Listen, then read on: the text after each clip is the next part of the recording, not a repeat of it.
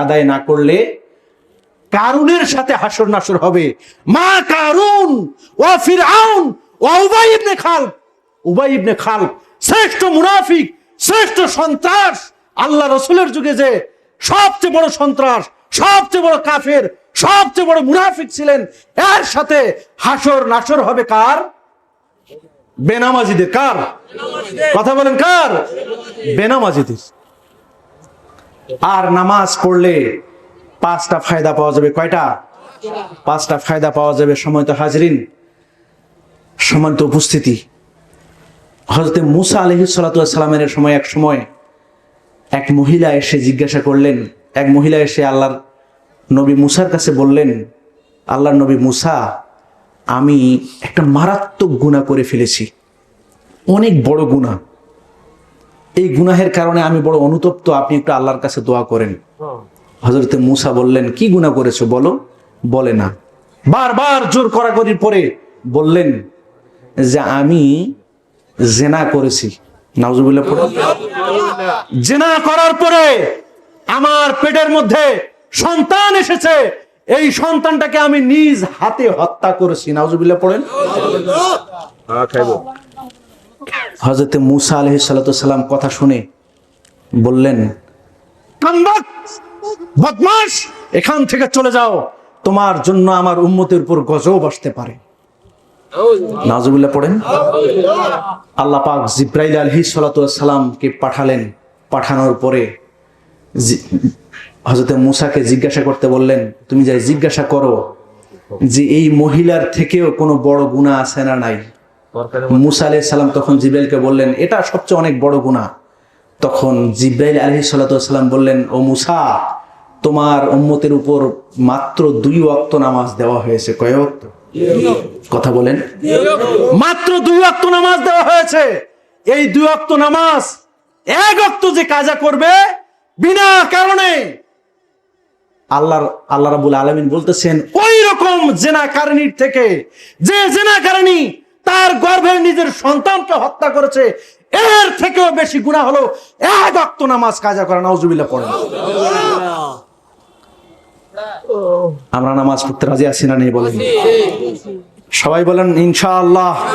আল্লাহ পাক আমাদেরকে নামাজ হিসেবে কবুল আর মঞ্জুর করুন। আমরা সবাই বলে আমিন। সম্মানিত হাজরিন, আমলের ওয়াজ দিয়ে আমি শুরু করছিলাম, ছোট্ট 2টা আমলের কথা বলে আমি শেষ করতেছি। যে আমি বলছিলাম প্রতি কদমে কদমে 1 বছরের করে নফল ইবাদতের সওয়াব পাবেন, 1 বছরের করে রোজা রাখার সওয়াব পাবেন। 5টি কাজ। কয়টি কাজ? এই 5টি কাজ করতে আপনার তেমন কোনো পরিশ্রম নয়। আজকের যেমন জুমার দিন গেছে, কি দিন গেছে? জুমার দিন গেছে। এই জুমার দিনে যদি কেউ নিয়ত করে জুমার নামাজের আগে আগে, 1 নাম্বার কাজ হলো সুন্দর পরিষ্কার পরিচ্ছন্ন হবে, পবিত্র হবে, সুন্দর হবে। নিয়ত করে যে আল্লাহ, প্রতি কদমে কদমে আমি 1 বছরের সওয়াব পেতে চাই। সুবহানাল্লাহ পড়েন। 1 নাম্বার কাজ কি? সুন্দর করে পবিত্র হবে। কি হবে? সুন্দর করে পবিত্র হবে। 2 নাম্বার কাজ হলো, 2 নাম্বার কাজ হলো সুন্দর পোশাক পরবে, অর্থাৎ পরিষ্কার পরিচ্ছন্ন পোশাক পরবে। কোন পরিশ্রম আছে? কথা বলেন আছে? 3 নম্বরে কাজ হলো পায়ে হেঁটে হেঁটে মসজিদে যাবে। কোথায়? জুমার নামাজের যখন নামাজ আজান হয়ে যাবে তখন পায়ে হেঁটে হেঁটে মসজিদে যাবে। কয় নাম্বার কাজ? 3 নাম্বার কাজ। 4 নাম্বার কাজ হলো যথাসম্ভব মসজিদের মানুষগুলোকে কষ্ট না দিয়ে ইমামের সামনাসামনি বসার চেষ্টা করবে। কয় নাম্বার? আচ্ছা, এই 4টা কাজে কোনো কষ্ট আছে? খালি মনের নিয়তের দরকার। কিসের দরকার? কথা বলেন, কিসের দরকার? মনের নিয়তের দরকার। 5 নাম্বার কাজ হলো খুতবার সময় খতিব সাহেব কি বলে, কি আমলের কথাগুলো বলে, এইগুলো শ্রবণ করতে হবে দিলের কান দিয়ে। কোন কান দিয়ে? কয়টা কাজ? কোনো পরিশ্রম আছে? এর নাম উম্মতে মুহাম্মাদি। অল্প আমলই নাজাতের জন্য যথেষ্ট। আল্লাহু আকবার বলেন। 5টা কাজ করতে রাজি আছি ইনশাআল্লাহ। জুমার নামাজে এখনকার সময় দেখবেন একবারে যে সময় খুতবা শুরু হয়, ইকামত দেয়, সেই সময় মানুষ কোন রকম একটা ছেঁড়া ফাটা তালি দেওয়ার জামা পরে দৌড়ায় মসজিদের দিকে, এরকম করে কিনা বলেন? এরকম করা যাবে না।